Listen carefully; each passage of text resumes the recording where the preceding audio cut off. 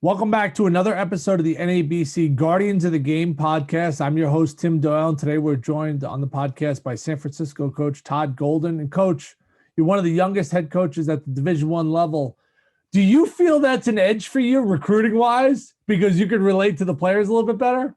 Sometimes, I think sometimes it helps. I'm pretty good on the text game and pretty up to date with social media. And I feel, there's definitely been some guys where I feel like I've been able to build a good relationship with because of my ability to, know what they're into and know what's important to them. And I think at times it's helped. And then at other times when I'm going up against guys that have been in the game for 20 years and won a lot more than I have, it hasn't exactly been a big advantage. So I try to cherry pick it when I can. I take us into a deep dive of the text game. Are you an emoji guy? Are you a GIF guy? Like, do you get creative in that way? No, I'm more like a relentless texter, I would say at times. I feel like I just can put the full court press on, and at times I'm probably annoying that way. But you got to do what you got to do.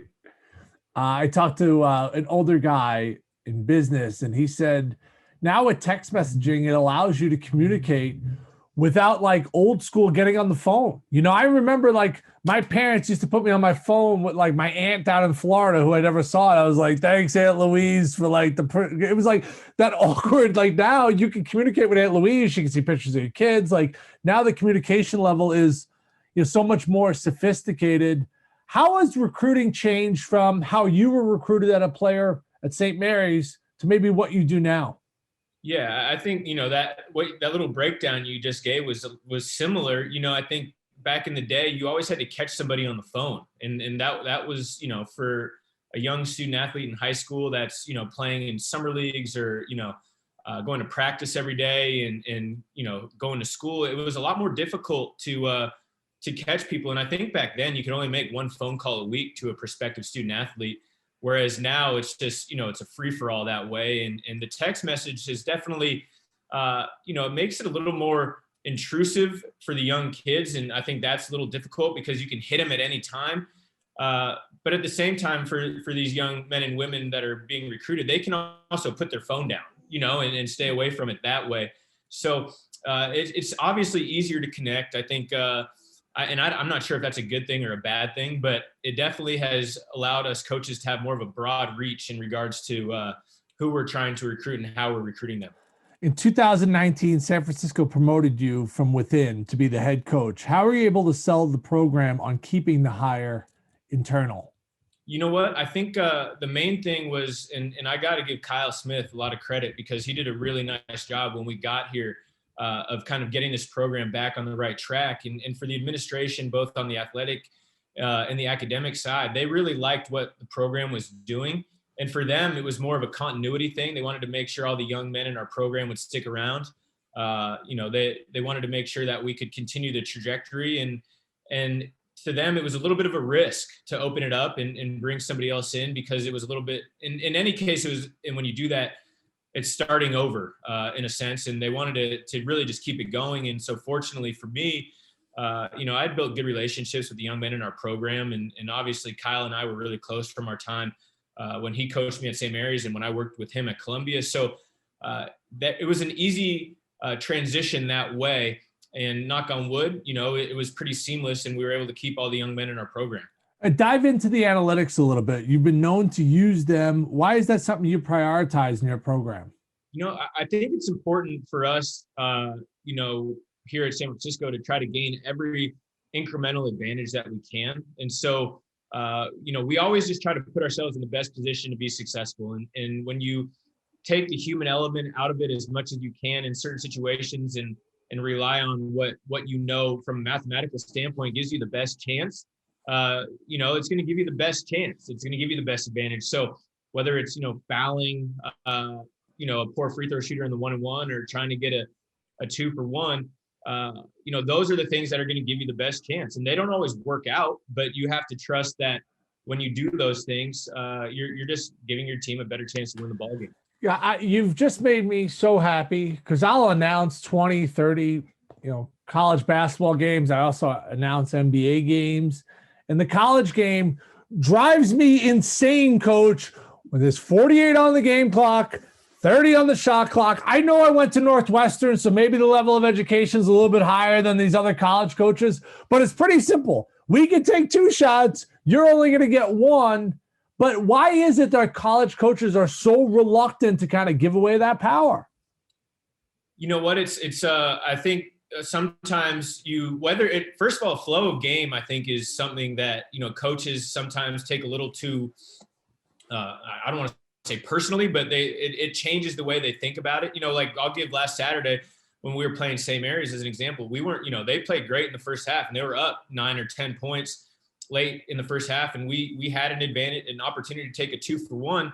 And we did. In fact, we got our best player got our mid-range layup that he missed. They came down, their front court player that doesn't shoot threes made a 3, and then we came down and missed a 3. So we ended up getting crushed in the 2-for-1, but it was the right move. And regardless, but if you guys would have shot later in the clock, they would have still had a possession anyway. They were getting the ball regardless. So you actually got 2 possessions on that play. You just didn't convert on it. And that's just simple basketball. But the math of it, they're going to get the ball anyway. It's like, I am shocked. The NBA is so good at it, and they have multiple chances, right? They have 3 quarters. With the halves, it's pretty easy. It's only going to happen maybe most twice a game.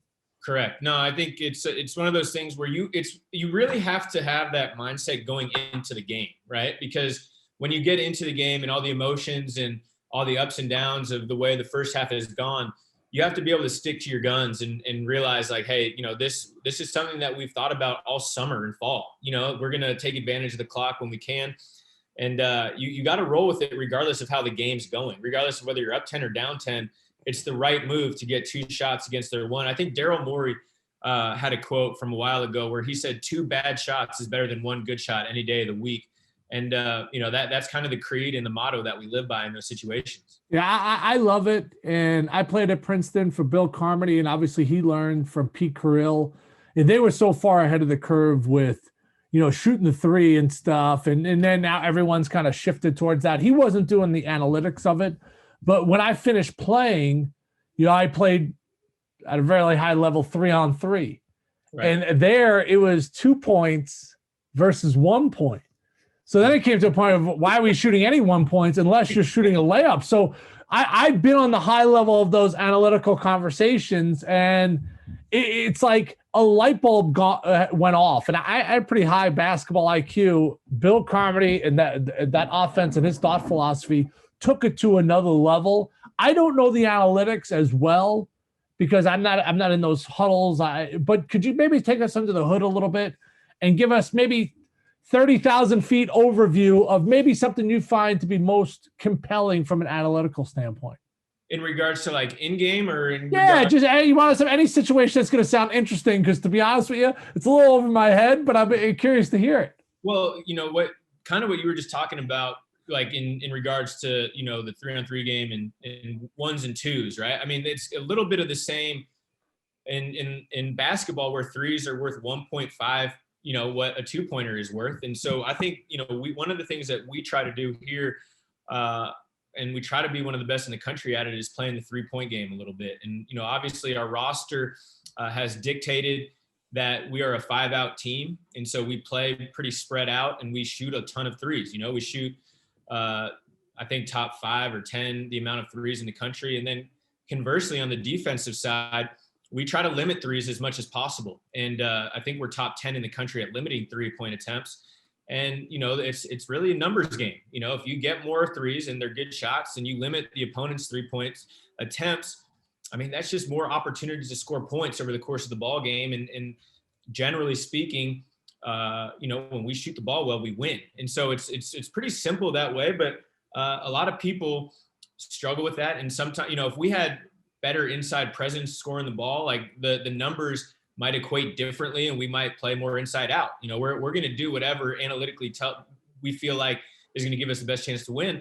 But for this team in this year, winning the 3-point game is something that we try to do on every night.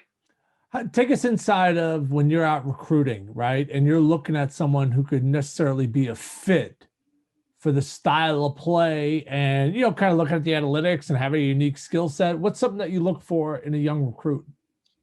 Well, that's a great question, and honestly, there's a couple different buckets, in regards to what we're evaluating, and at San Francisco, this is a good school, and so we want guys that are really good students. I think that helps, especially with our style of play in terms of understanding, what we're trying to do. So from an off the court standpoint, really, it's academics and character. Those are the two main things that we're trying to check off before we even dive into the basketball piece, and then from a basketball standpoint, really we are just trying to find the best basketball players we can, regardless of size, shape, position. And then, I feel like it's my job to get the best players we can and then put them into the position to be successful. So whether we're able to get really good post players and then, build a 3-round 2 team, or whether it's what we are now, which is more of a perimeter oriented attack where we're playing, 4 and 5 out most every night, where we're just trying to spread the floor and play. It's less about recruiting to a system fit, more about recruiting the best players we feel like we can get, and then molding the way we play around them. You were a pretty good player yourself at St. Mary's. Do you think, when you look at it from the grand scheme of thing, as a point guard, that point guards make the best coaches?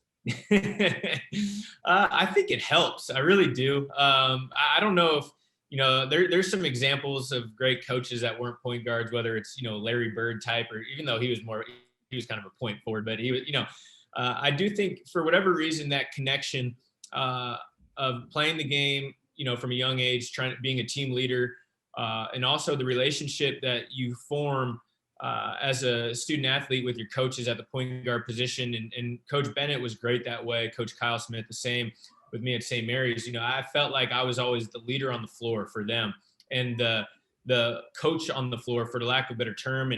And they definitely helped me understand and learn the game a lot over my 5 years at St. Mary's. And so I don't know if it's just that natural growth from being, the captain type player, or being the connection of the coach on the floor to becoming a coach, or whatever it is. But I do think for whatever reason, point guards generally do grow to be coaches more than any other position. You went from being a point guard, then all of a sudden you're the director of basketball operations at Columbia. So what did you learn from that operations side that now helps you at all as a head coach?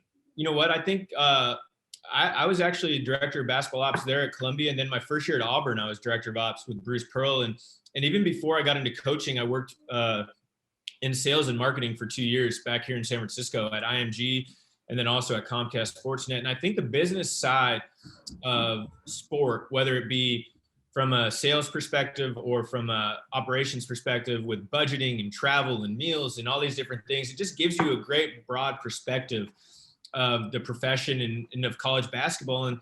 And there's no doubt in my mind that, my 2 years as operations gave me a much better understanding of what this head coaching position entails.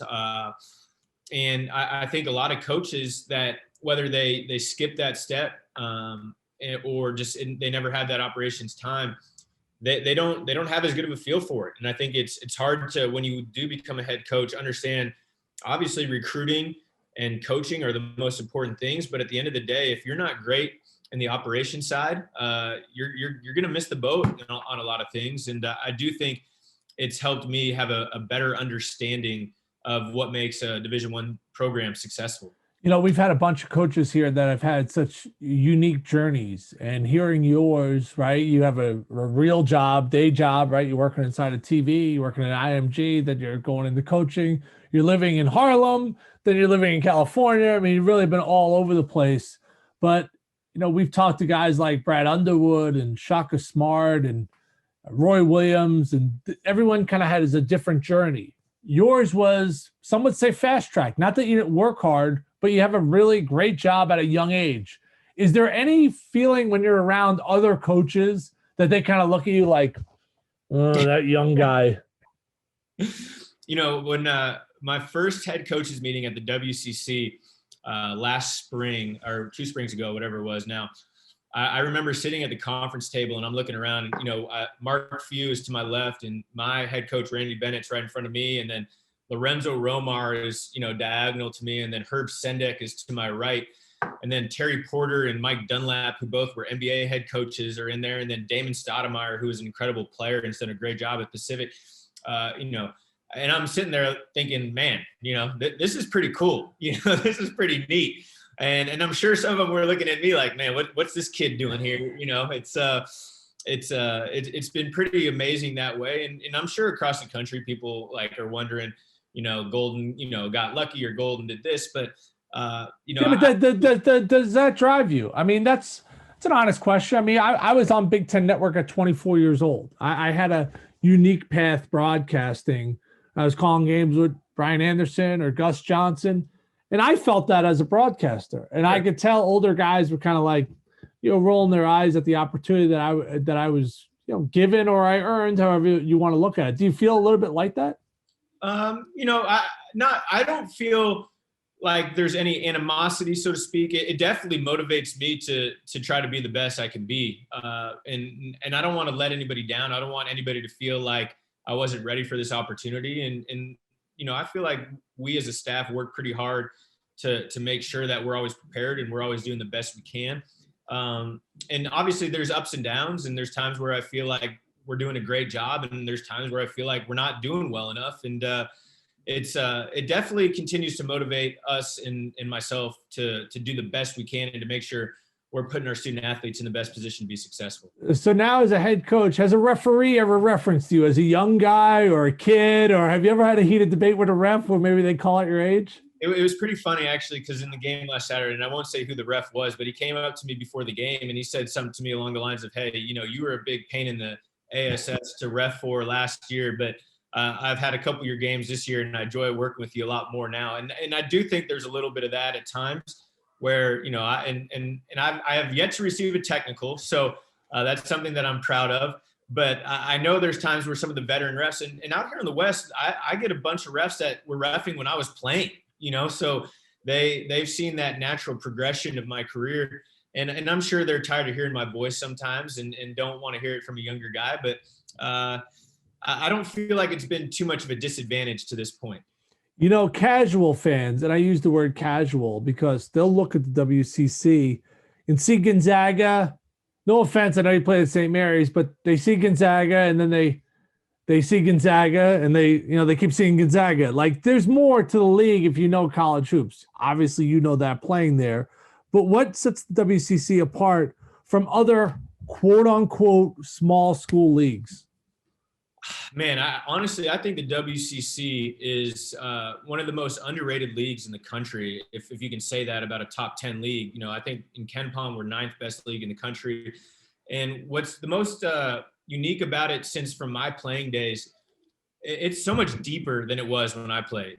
Back in the early to mid 2000s, Gonzaga was starting to really get going, but they weren't number one in the country. They were top 40, top 25 at best, and, we at St. Mary's were starting to kind of get going. We played in 2 tournaments when I was there, but, even my middle 2 years, we were about 100th on KenPom. Like we weren't elite by any means. And then everybody was kind of playing for 3rd and we only had 8 teams in the league. So now fast forward 15 years. And I think right now we have 8 teams in the top 130 or 140 in the net and on KenPom. And the depth of the league is just insane. You're not going into other people's gyms like we were in 2005 thinking we were going to win pretty easily. You're going to LMU or you're going to Pepperdine and those games are incredibly difficult to win. So just the depth of the league is something that's incredibly underrated. I would say nationally and people within our conference really understand it now. You play with a ton of, let's just say, guys from different backgrounds at St. Mary's, right? I mean, how many Aussies were on your team there? We had, I think one year we had 7 or 8, and at least 4 or 5 throughout the course of my tenure. What was it mostly Aussies? And that's going to kind of lead into my next question. Or were there guys from Europe and stuff, or was it mostly from Australia? That my time at St. Mary's was dominated by, Bay Area guys and Australian players, and the occasional kid from Phoenix, myself and Mickey McConnell, who's now an assistant at St. Mary's. But especially right after I left, I think there was one year where they had 7 or 8 guys from Australia. Yeah. So do you go down under? Do you peek down there yourself for guys? You know what? We have one, Josh Coonan, who's turning out to be a really, really nice player. And, it just so happened, St. Mary's can't take them all. And, there's some that go to different places. Does that go on? Does Coach Bennett call you and be like, hey, I might have a guy for you? No, he's definitely not helping us. He's working against us for sure. But like I said, they only have 3 or 4 every year that they can take. And there's great players down there. It's a big country and the center of excellence where Adam Capeborn, who played at St. Mary's, he's the head coach there now, has done a really nice job. So we'll try to go down there at times. We know what we're up against, especially now because back in the mid 2000s, besides, Andrew Bogut going to Utah or Andrew Ogilvy going to Vanderbilt, a lot of those guys honed in on going to St. Mary's, whereas now they still get a ton, but I feel like it's opened up a little bit to other, schools across the country in regards to recruiting that landscape. So I feel like we can go down there and at least pull one every year or two that can help us out.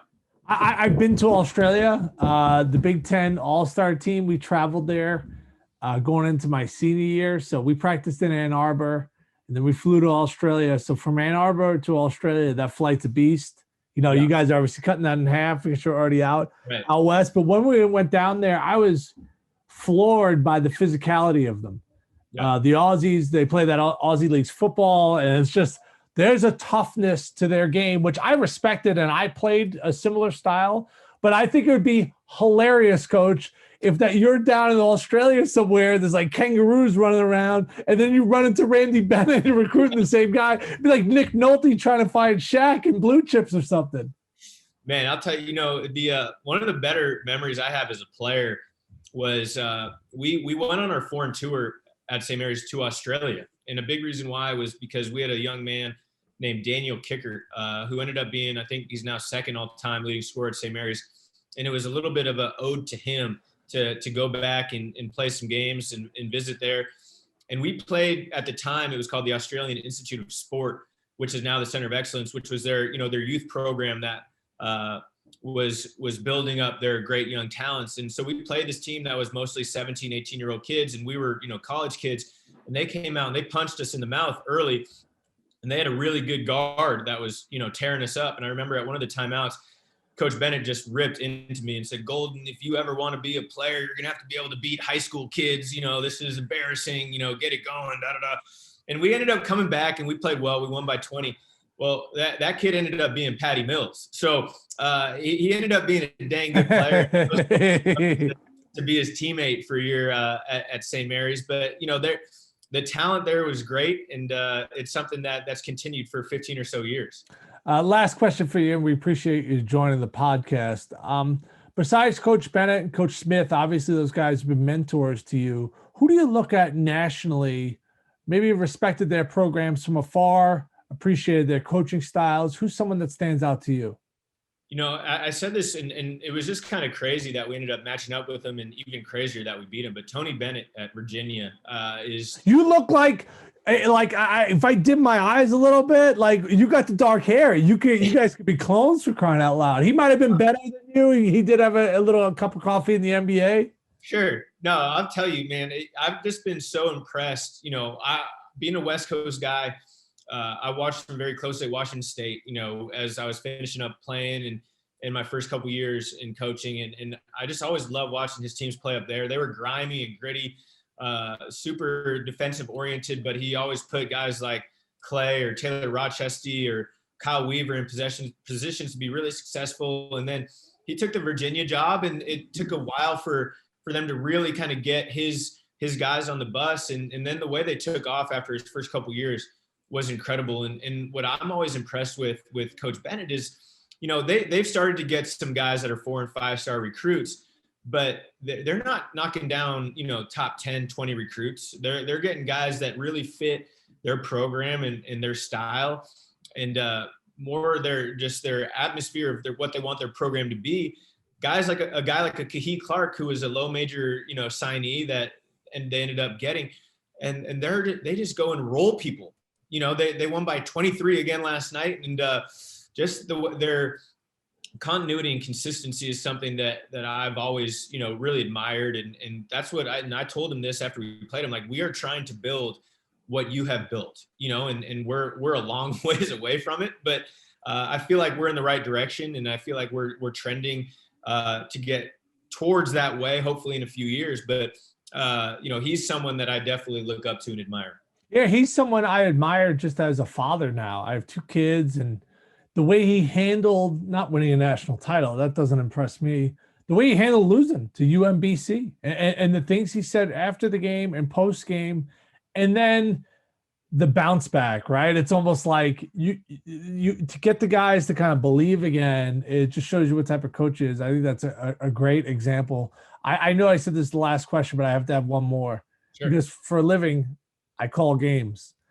I have my own perception of Gonzaga. It's no one's going to beat them. They're going to win a national championship. What's your perception of Gonzaga this year? As far as you've seen a lot of great teams, you know the league arguably as well as anybody. You played there. I know this isn't like Gonzaga show, but is there a massive differential in this year's team than any other team you've seen before?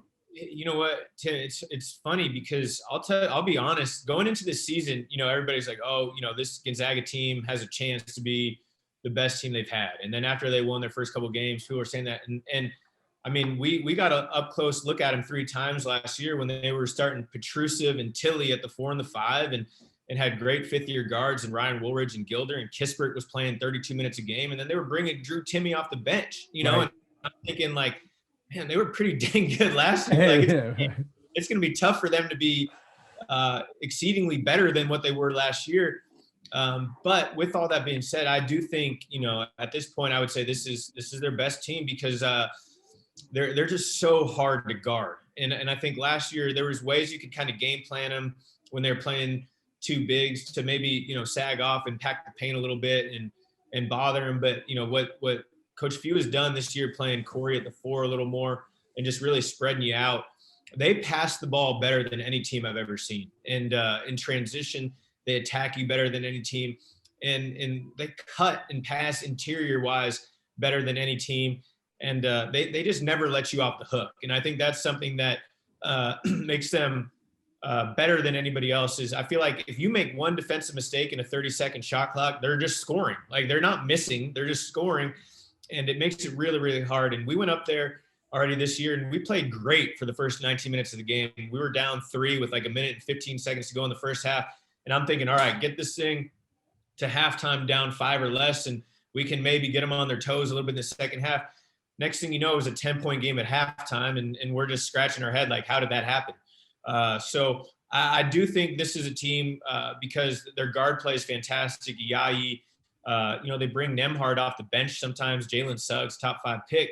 And then Kispert, I think, should be a lottery pick. He's one of the best players. Agree. Yeah, I agree. I agree with the Kispert thing. Yeah, I watched him really closely against Virginia. It's funny, we were just talking about Tony Bennett.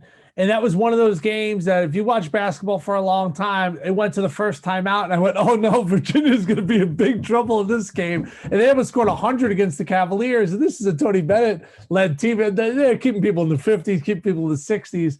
Gonzaga has got 100 against them. So I appreciate your insight. I know it's got to be a little weird to talk about another team. But as far as your conference, I mean, it's got to be kind of cool that you have a team that, is the favorite right now to win it all. It's you can look at it one of 2 ways, honestly. And the way I think about it, I think it's great for the league. I think it's great for us. There's no doubt that them having so much success has shined a bigger light on our conference. Obviously, it's helped us get better TV exposures. We've played on ESPN 3 or 4 times this year, which is something that's never happened before. And a part of that is a trickle-down effect of Gonzaga being so good. And that just helps our whole league. So, yeah, I mean, it's tough to climb to the top of the mountain in this league. You're not knocking down a top 25 program. It's number 1. But at the same time, it gives us a great goal to shoot for. And it definitely, I think, gives our league a great chance to continue to have multi-bids in the NCAA tournament. Well, Coach, we appreciate your time. Thanks so much. You were awesome. Yeah, I appreciate it, Tim. I'll talk to you soon. And thanks for tuning in to the NABC Guardians of the Game podcast. We'll be back next time with another intriguing guest, maybe a little bit older than Coach Golden, maybe not. Who knows? Come on back.